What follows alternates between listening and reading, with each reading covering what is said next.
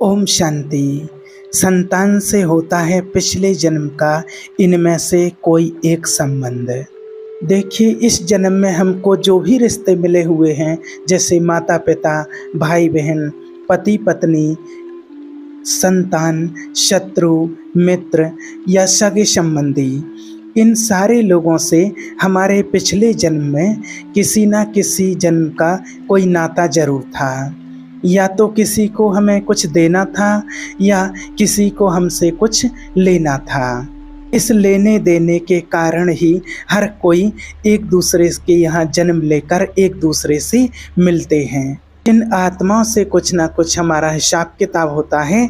उन्हीं आत्माओं से हम किसी ना किसी कारणवश जन्म लेके उन आत्माओं से मिलते हैं, जिनसे पिछला जन्म का हमारा कोई ना कोई हिसाब होता है। तो उन आत्माओं का हिसाब किताब चुकता करने के लिए, ऋण चुकाने के लिए या ऋण लेने के लिए ही, देने के लिए या लेने के लिए ही हम एक दूसरे से मिलते हैं।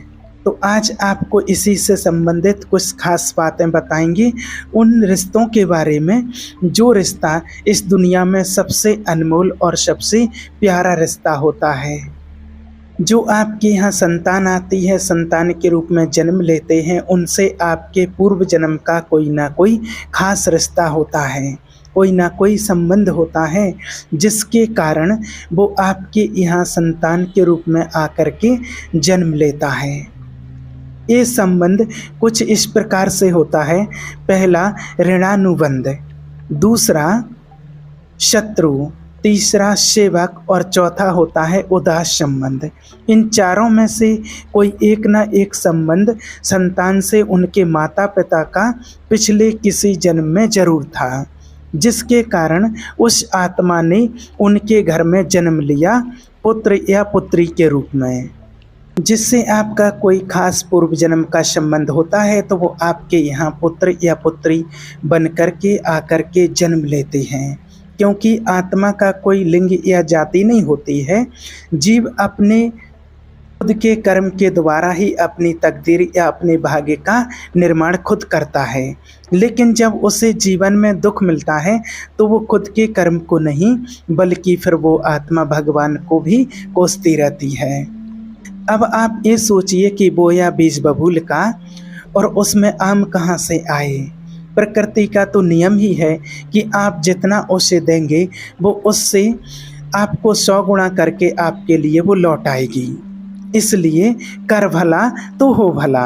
अब चलिए आपको आज बताते हैं पिछले 4 संबंध जो किसी ना किसी प्रकार से आपके साथ थे और इस जन्म में आपके यहाँ संतान के रूप में पैदा हुए हैं या फिर होने वाले हैं। संतान से जो माता पिता का रिश्ता होता है बहुत ही गहरा रिश्ता होता है और एक दूसरे के लिए बहुत ही खास होता है। ये हम देखते आए हैं, सदियों से ये परंपरा चली आती है कि हर बच्चे का फर्ज होता है माता पिता की सेवा करना, और हर बच्चे का यही धर्म होता है और कर्तव्य भी होता है। लेकिन आज इस रिश्ते में कितना बदलाव दिन प्रतिदिन आता जा रहा है। हम दिन प्रतिदिन देखते जा रहे हैं कि आज इन रिश्तों में कितने बदलाव आते जा रहे हैं। आखिर ऐसा क्यों हो रहा है कि जो बेटा माँ बाप की सेवा करने वाला था और वो ही बेटा आज माता पिता का घातक बन चुका है। आज इतना अत्याचार माता पिता के ऊपर हो रहा है, आज बच्चे इतना अत्याचार कर रहे हैं माता पिता के ऊपर। आपने देखा ही होगा, स्पष्ट रूप से हम सभी के लिए ये पता है कि कैसे माता पिता पाल पोस करके बड़ा करते हैं, उसको बढ़िया लाड़ प्यार से पालते हैं, बड़ा करते हैं, पढ़ा लिख करके बड़ा कर देते हैं, अपने पैरों पर खड़ा कर देते हैं। और जब माता पिता असहाय हो जाते हैं तो वो ही बेटा अपने माता पिता को कहीं वृद्धाश्रम में छोड़ाते हैं, कहीं बाहर छोड़ाते हैं। ऐसे ऐसे भी केस सामने आए हैं। और अपने ही माता पिता के लिए अगर घर में भी रखते हैं तो आज ऐसे ऐसे भी बेटे हुए हैं कि वो माँ बाप के ऊपर लाठी उठाने में, हाथ उठाने में भी देरी नहीं कर रहे हैं। आज कितने ही केस ऐसे हमने देखे हैं। जो माँ अपने बच्चे को 9 महीने तक अपनी कोख में पालती है और उसके बाद बच्चे को जन्म देती है, कितनी पीड़ा होती है और कितना पीड़ा सहन करके अपने बच्चे का पालन करती है। कहा जाता है कि माँ रात को गीले में सोती है और बच्चे को सूखे में सुलाती है। माँ कितना परेशान होती है बच्चे की पालना करने के लिए, और वही बेटा बेटी बड़ा होकर के माता पिता के साथ ऐसा व्यवहार करते हैं। माँ भूखा रह करके और बच्चे को पेट भर खाना खिलाती है, कैसे भी करके, चाहे वो मजदूरी करके, किसी के यहाँ मजदूरी करके, बर्तन मांज के, झाड़ू पोंछा करके, कुछ भी करके, कैसे भी करके बच्चे को पालती है। और वही बच्चा बड़ा हो करके और माँ को पिता को घर से निकाल देता है और माँ बाप को मारते भी हैं। ऐसा भी आज कितनी ही जगह देखा गया है।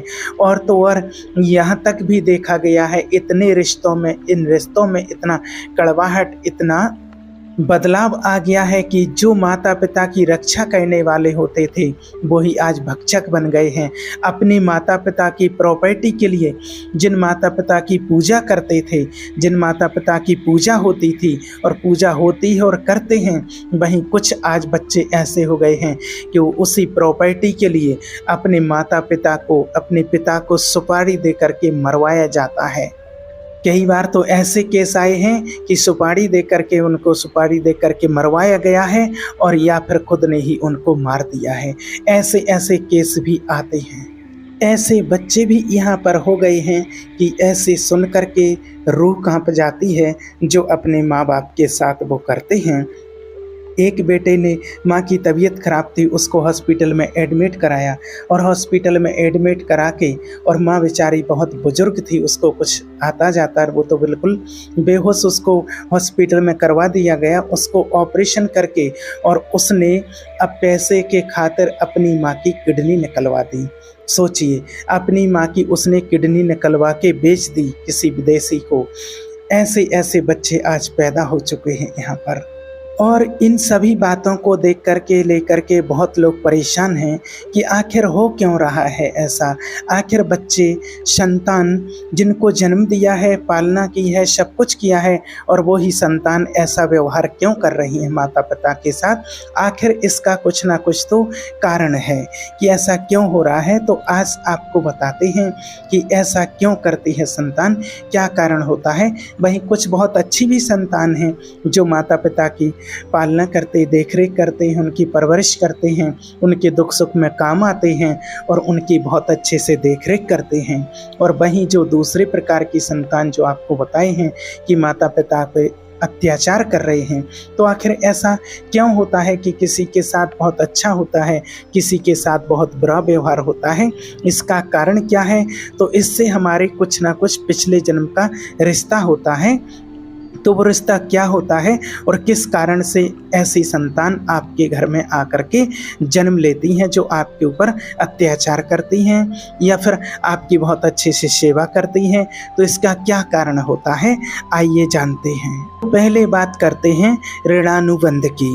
अगर आपने पिछले जन्म में किसी से कर्जा लिया था और उसे नहीं चुका पाए, या फिर किसी ने आपके ऊपर किसी ने इतना एहसान किया था कि आप उसके एहसानों के नीचे दब गए थे, तो अगले जन्म में वो आपके संतान के रूप में आकर आपके यहाँ जन्म लेगी और आपके यहाँ संतान के रूप में आकर के वो आत्मा आपका तब तक खर्चा करवाएगी जब तक उसके कर्जे नहीं उतार लेंगे। वो खर्चा पढ़ने लिखने के लिए हो या उसकी बीमारी के लिए हो।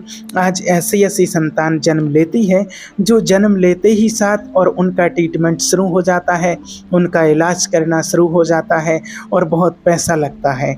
और हम इस बात से बहुत दुखी रहते हैं कि हमने ऐसा क्या किया है, किस कारण से हमारे बच्चे की तबीयत खराब चल रही है। तो हम बहुत सारी ऐसी शंकाओं में जीते रहते हैं। लेकिन होता क्या है कि हमने उस आत्मा का पिछले जन्म में कर्जा लिया हुआ था। अब वो आत्मा, उसको हमने कर्जा नहीं दिया था, उधार लिया था और उसका कर्जा नहीं चुकाया, तो अब वो आत्मा हमारे यहाँ संतान के रूप में आई है और संतान के रूप में आकर के वो अपना पूरा कर्जा लेगी जितना हमने उससे कर्जा लिया था। वो खर्चा पढ़ाई के रूप में हो सकता है, उसकी बीमारी के लिए हो सकता है, या फिर उसकी कोई भी शर्त पूरा करने के लिए हो सकता है। उसके ऋण का बदला आपको उसकी परवरिश करके उसको चुकाना ही होंगे, उससे बच नहीं सकते हैं। आपको पहले ही बताया है कि प्रकृति का नियम है कि आप उसको जो देते हैं वो उसके 100 गुना करके आपको इस जन्म में या अगले जन्म में लौटाती है। अगर आपने किसी से 1 भी रुपया लिया है तो उसका ब्याज सहित करके आपको उसका चुकाना ही पड़ेगा। तो इस प्रकार से जिसका हमने पूर्व जन्म में कर्ज लिया है तो वो आत्मा आएगी पुत्र के रूप में आपके यहाँ और अपना कर्जा वो चुकाएगी। अब बात करते हैं शत्रु पुत्र की। आपकी अगर पिछले जन्म में किसी से बहुत शत्रुता रही होगी या आपने किसी अबला प्राणी को बेवजह आपने किसी को अगर सताया है या कष्ट पहुंचाया है उसको, तो वो आत्मा आपके पास उस शत्रुता का बदला लेने या उसका कर्जा चुकाने के लिए आपके पास संतान के रूप में जन्म लेगी। ऐसी संतान अपने माता पिता के साथ बड़ा होकर के बहुत ही बुरा व्यवहार करते हैं। उन्हें दुख देकर या उन्हें दुखी होकर देखकर खुद खुश होते हैं। बात बात पर झगड़ा करते हैं, गुस्सा दिखाते हैं, यहाँ तक जो कि आपको बताया है कि अपने माँ बाप पर हाथ उठाते हैं। सुनने में तो ये बहुत बुरा लगता है, परंतु ऐसी संतान होती है संसार में जो माँ बाप की इज्जत को सरेआम नीलाम करने में भी वो बिल्कुल भी हिचकिचाती नहीं है। नशा करके या संपत्ति के लिए माँ बाप को मारते और बेचते भी हैं और गली गली में धक्का मार करके अपने ही जन्मदाताओं को घर से बाहर निकाल देते हैं। ऐसे कि जैसे कहा जाता है कि कुत्ते बिल्ली की तरह उनके साथ व्यवहार करते हैं। ऐसी कहानी आपने जरूर कभी ना कभी तो सुनी या देखी ही होगी। ये कुछ और नहीं, ये आपके ही पिछले जन्म के कर्मों का नतीजा है। आपने ही पिछले किसी जन्म में किसी आत्मा के साथ ऐसा व्यवहार किया था, इसलिए वो आत्मा आपके यहाँ आई है और आपसे आज वो आत्मा अपना हिसाब किताब चुकतू कर रही है। अब तीसरे में बात करते हैं उदास संतान की। ऐसी संतान जो अपने माता पिता को सुख देते हैं और ना ही अपने माता पिता को सुख देते हैं। बड़ा होने तक माता पिता के साथ रहता है, उसके बाद शादी करके या फिर किसी और वजह से उनसे दूर चला जाता है और उनकी खबर तक भी फिर नहीं लेते हैं। तो अगर आपने पिछले जन्म में ऐसी किसी आत्मा को किसी प्राणी की अवहेलना की हो जो संपूर्ण रूप से आप पर निर्भर था, आपको चाहता था और आपने उसकी ठीक तरह से उस आत्मा की देखभाल नहीं की है, उसके प्रति आप उदास रहे हैं, तो अगले जन्म में आपको भी कोई ऐसी संतान होगी जो आपके बुढ़ापे में वो आपका साथ नहीं देगी, आपको वो नहीं देखेगी, आपके प्रति वो भी उदासीन रहेगा। तो ऐसे भी हमने देखे गए हैं। ऐसे पुत्र हैं जो माता पिता की बुढ़ापे में बिल्कुल भी मदद नहीं करते हैं और उनको घर से बाहर भी निकाल देते हैं, या फिर वो अपना घर छोड़ करके और दूर चले जाते हैं, माता पिता को छोड़ करके दूर चले जाते हैं। अब अंत में बात करते हैं सेवक संतान की।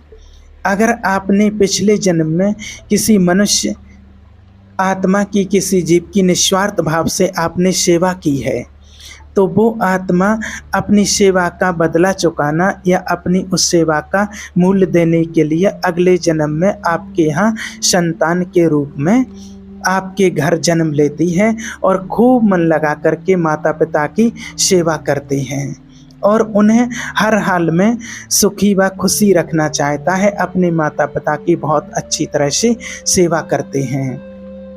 ऐसे भी पुत्र होते हैं, देखे गए हैं कि मजदूरी करके कैसे भी करके अपने माता पिता को सुख शांति प्रदान करने की कोशिश करते हैं, उनकी बहुत सेवा करते हैं। तो इस संसार में जैसा जो करता है उसे ऐसे ही भरनी पड़ती है, जो करनी है वैसे ही भरनी पड़ती है, जैसी करनी वैसी भरनी, यही विधि का विधान है। संतान को अच्छी परवरिश और शिक्षा देना ये माता पिता का कर्तव्य होता है। उसे इतना काबिल बनाएं कि वह केवल अपने माता पिता के ही नहीं बल्कि और कितनी हजारों आत्माओं के बुढ़ापे का सहारा बन सकें। एक आदर्श संतान के साथ साथ एक अच्छा जीवन साथी और पिता भी बन सकें, साथ ही बेसहारों का सहारा और दुखियों का आंसू पोंछने वाले भी बन सकें। इतना अगर ना हो तो एक सच्चा और ईमानदार नागरिक तो बन सकें, जिससे देश, समाज और खुद आपको भी हानि ना पहुंचे। तो इस प्रकार की संतान आपके यहाँ करके जन्म लेती हैं। और अगर आपके साथ ऐसा कुछ व्यवहार होता है, अगर आपके पुत्र पुत्री कोई भी आपके साथ ऐसा व्यवहार करते हैं, या कोई भी आपके परिवार में हो सकती है और कोई भी आत्मा किसी रूप से आकर के अगर आपके साथ कुछ ऐसा व्यवहार होता है, तो उन आत्माओं को आप दुख ना पहुँचाएँ और अपने भाग्य को ना कोसें। आपके ही कर्मों का फल है। इसलिए इस हिसाब किताब को अब चुकता करने के लिए आप परमात्मा को याद करें। आप सुबह उठ कर के ब्रह्म मुहूर्त में परमात्मा को याद करें और उन आत्माओं को दुआएं दें। जो पुत्र पुत्री कोई भी हैं जो आपको दुख दे रहे हैं, उनको आप दुआएं दें और उनसे माफ़ी मांगें कि मुझ आत्मा से पूर्व जन्म का जो भी आपके साथ हिसाब किताब है, उसके लिए मैं दिल से माफ़ी मांगती हूँ। मैंने आपके साथ जो भी किया है उसके लिए मुझे माफ़ कर दो। और परमात्मा से आप दुआ करो और मेडिटेशन करो, भगवान को याद करो, तो आपका हिसाब किताब वो जल्दी चुकता हो जाएगा। और जब उन आत्माओं को आप दुआएं देंगे और उनके लिए हमेशा अच्छा सोचो, पॉजिटिव सोच रखो, तो आपकी दुआएं जल्दी काम करेंगी और पॉजिटिव सोच से उन आत्माओं के अंदर बहुत जल्दी अच्छा चेंजेस आएगा, जो आपके साथ अच्छा व्यवहार करने लगेंगी और आपका हिसाब किताब जल्दी से चुकता हो जाएगा और आपके परिवार में फिर से खुशियाँ आ जाएंगी। ओम शांति।